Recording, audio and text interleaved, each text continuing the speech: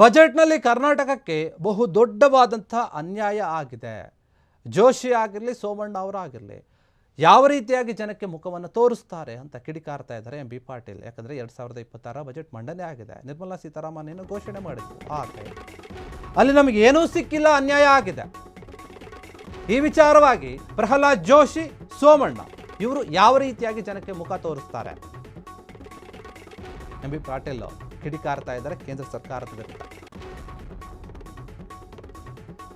ರಾಜ್ಯಕ್ಕೆ ಹೆಚ್ಚು ಯೋಜನೆಗಳು ಏನೂ ಕೂಡ ಬಂದಿಲ್ಲ, ಏನು ಪ್ರಯೋಜನ ಕೂಡ ಆಗಿಲ್ಲ. ಡಾಲರ್ ಮೌಲ್ಯ ಕುಸಿತಾ ಇದೆ. ಹೀಗಿರುವಾಗ ಏನಾಗ್ತಾ ಇದೆ, ತಲಾ ಆದಾಯದಲ್ಲಿ 136ರಿಂದ ನಾವು 146ನೇ ಸ್ಥಾನಕ್ಕೆ ಬಂದಿದ್ದೀವಿ, ಕೆಳಗಿಳಿತಾ ಇದ್ದೀವಿ. ಬೆಂಗಳೂರು ಹೈದರಾಬಾದ್ ಮತ್ತು ಬೆಂಗಳೂರು ಚೆನ್ನೈ ನಡುವೆ ಹೈಸ್ಪೀಡ್ ರೈಲನ್ನು ಕೊಟ್ಟಿದ್ದೀರಿ. ಇದರ ಬದಲು ನೀವು ಬೆಂಗಳೂರು ಪುಣೆ ಹೈಸ್ಪೀಡ್ ರೈಲಿಗೆ ಆದ್ಯತೆಯನ್ನು ಕೊಡಬೇಕಾಗಿತ್ತು ಅಂತ ಕೇಳ್ತಾ ಇದ್ದಾರೆ.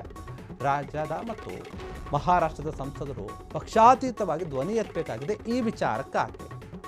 ಈಗ ಘೋಷಿಸಿರುವಂತಹ 2 ಏನು ರೈಲು ಮಾರ್ಗಗಳಿದೆ, ಅದು ಕರ್ನಾಟಕದೊಳಗೆ 100 ಕಿಲೋಮೀಟರ್ ಕೂಡ ಓಡೋದಿಲ್ಲ, ಅಷ್ಟು ಚಿಕ್ಕದಾಗಿ ಕೊಟ್ಟಿದ್ದಾರೆ.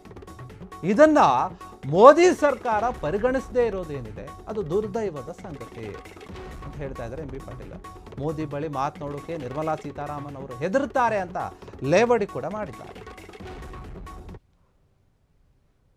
ನೋಡಿ, 2026 ಬಜೆಟ್ ಮಂಡನೆ ಆಗಿದೆ. ನಿರ್ಮಲಾ ಸೀತಾರಾಮನ್ ಅವರು ಎಲ್ಲವನ್ನು ಕೂಡ ನಿನ್ನೆ ಹೇಳಿದ್ದಾರೆ, ಯಾವ ಕ್ಷೇತ್ರಕ್ಕೆ ಏನು ಅಂತ ಹೇಳಿ. ಹೀಗಿರುವಾಗ ಕರ್ನಾಟಕದಲ್ಲಿ ಕಾಂಗ್ರೆಸ್ ನಾಯಕರು ಮಾತ್ರ ಇದನ್ನು ಟೀಕೆ ಮಾಡ್ತಾ ಇದ್ದಾರೆ, ಒಪ್ಕೊಳ್ಳೋಕೆ ತಯಾರಾಗಿಲ್ಲ. ಕರ್ನಾಟಕಕ್ಕೆ ಏನೂ ಸಿಕ್ಕಿಲ್ಲ, ದೊಡ್ಡ ಮಟ್ಟದ ಅನ್ಯಾಯ ಆಗಿದೆ, ಇದನ್ನು ನಾವು ಒಪ್ಪೋದಿಲ್ಲ, ಏನು ಸಿಕ್ಕಿದೆ ನಮಗೆ ಅಂತ ಮಾತನಾಡ್ತಾ ಇದ್ದಾರೆ. ಈ ರೀತಿಯಾಗಿ ಆಗಿದೆಯಲ್ಲ ಬಜೆಟು.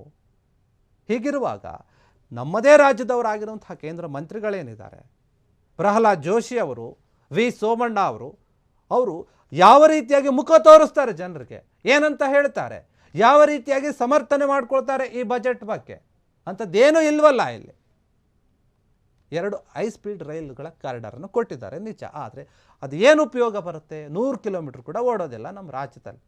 ಅದನ್ನು ಮೋದಿ ಸರ್ಕಾರ ಕೂಡ ಗುರುತಿಸಿಲ್ಲ. ಏನೋ ಕೊಡಬೇಕು ಅಂತ ಹೇಳಿ ಸುಮ್ಮನೆ ನಾಮಕಾವಸ್ಥೆಗೆ ಕೊಟ್ಟಂತೆ ಕಾಣ್ತಾ ಇದೆ.